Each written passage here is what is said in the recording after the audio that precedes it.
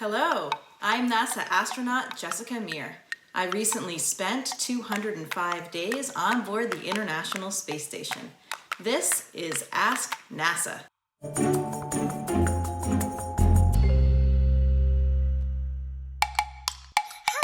my name is Sana.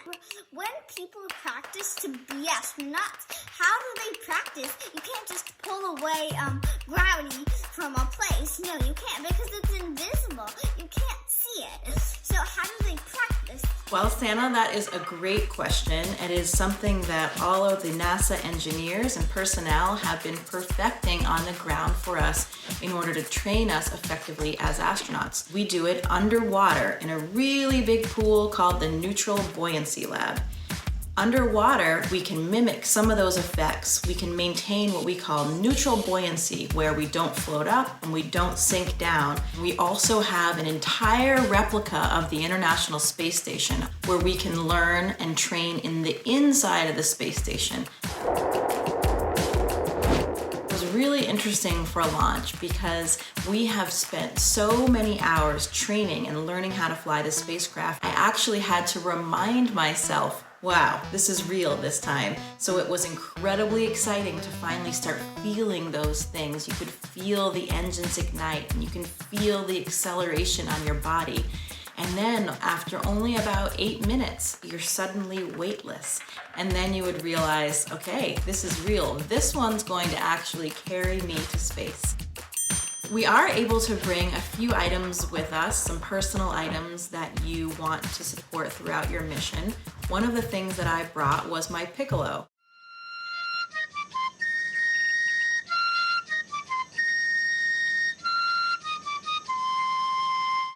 I also flew my panda bear, Pandemonium, who has been with me since I was 6 years old. He's been to the Antarctic, he's been traveling all around the planet, and now he's also been to space. So for me, my schedule, I was able to maintain about the same number of hours. Some people sleep much better in space than they do on Earth because they don't have things like sore knees or backs. Without gravity pushing down on you, what we have is a sleeping bag, and we have that up against one of the walls, and it's strapped to one of the walls so that you can kind of keep yourself in position. I would zip myself in the sleeping bag, and I also had a little belt that I wrapped around the middle, and I could put my arms down and try to keep them down sometimes. Sometimes I actually slept with my arms up over my head like that. Usually people like to secure themselves a little bit so you're not just kind of free floating everywhere and then kind of waking yourself up. Just like everything else, going to the bathroom in space is something that you have to get used to. One of the best things is to get training from all of your crewmates that have already been up there and already used to using everything like the toilet. And how that works, we actually use like a vacuum system. So imagine if you have a vacuum cleaner and you're sucking things down. We turn on a big fan, and so that's pulling everything down into the toilet. We have a long funnel that we use to collect all of the urine. And then there's another seat that you can sit on, again, with that fan pulling things through to collect everything and keep it contained, which of course is the most important part on the space station. You don't want to have everything floating around. And it was really interesting for me in the beginning, in those first few days, your body is sensing things differently too without gravity. You know, everything, including your internal organs, everything is kind of lifted up. And so some of those pressure sensors that give you that feeling that you need to go to the bathroom, that feeling of fullness in your bladder, that takes a little bit of time to adjust to space as well. We're actually getting a new toilet on board the International Space Station. This new toilet is going to be a little bit easier to use for both men and women. Of course, there are some anatomical differences, and some of the earlier versions didn't take into account everything equally kind of for both men and women. So this one should be a little bit easier to use for everybody.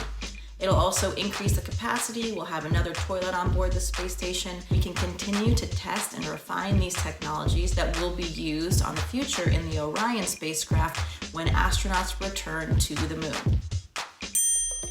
Most female astronauts actually suppress their menstrual cycle when we go on our space missions, just to make things a little bit more convenient. It certainly is not a requirement. All of those functions can go exactly as they do down on Earth. We have supplies up there as needed, and we can accommodate it with all of the hardware that we have for the toilet. to wash our hair, we take a drink bag, just like the normal drink bags we use. So I'll get my hair nice and wet, and you have to just take that water and get it touch right up to your hair so that it sticks under your hair, and then you'll rinse it all around, apply your shampoo, rinse it again, and then towel it off. It's pretty similar to washing your hair on the ground. The food that we eat on the International Space Station is delicious these days. It's really not that kind of freeze-dried ice cream thing that people have this idea that we eat. We have an entire lab at the NASA Johnson Space Center that is always developing new and delicious foods. And I was even a subject for an experiment up there called food physiology, where I had a whole different kind of menu. Things like more fishes, higher omega-3s, more lycopene, more vegetables. I would say the only thing that is lacking as sort of a foodie here on Earth is the presentation.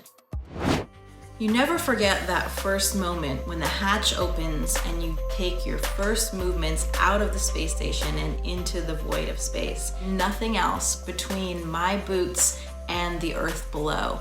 And you get much more of a sense of motion when you're on a spacewalk, of how quickly we're moving, passing over the Earth. 17,500 miles per hour, going around the entire planet every 90 minutes. You're in this spacesuit and your body is kind of at a strange angle, and it's 450 pounds of mass that you need to move around, and every movement is pressurized with your hands.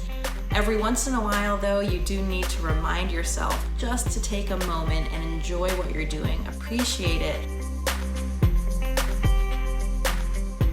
Christina and I both felt so privileged to have had any type of role in that historic event.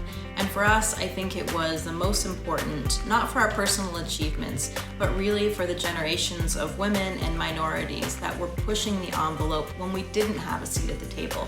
But that day, so many people were watching and so many people were excited. People of all ages, young girls, young boys too. And one of the things that it brought to mind was that anybody can accomplish their dream. No matter who we are, what we look like, or what our background is, those possibilities are open to everybody. Do you have a question for NASA? Write us or send in your video using the hashtag AskNASA.